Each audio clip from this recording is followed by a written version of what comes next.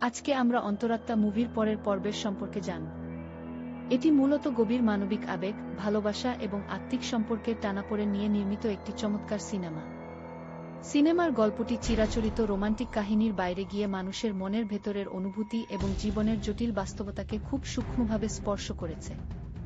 দুটি ভিন্ন মানসিকতার মানুষের একে অপরের সংস্পর্শে আসা এবং তাদের অন্তরের ভেতরের পরিবর্তনগুলো খুব সুন্দর ও ধীর গতিতে পর্দায় ফুটিয়ে তোলা হয়েছে। সিনেমার চিত্রনাট্য বেশ গোছানো এবং এর সংলাপগুলো বেশ অর্থবহ, যা দর্শকদের গভীরভাবে চিন্তা করতে বাধ্য করে। প্রধান চরিত্রগুলোর অভিনয় এত সাবলীল ছিল যে তাদের আনন্দ ও কষ্ট সহজেই দর্শকদের নিজের বলে মনে হয়। কোনো মেলোড্রামা ছাড়াই কেবল নিখুঁত এক্সপ্রেশন আর চমৎকার আবহ সঙ্গীতের মাধ্যমে পরিচালক গল্পের গভীরতাকে ধরে রেখেছেন।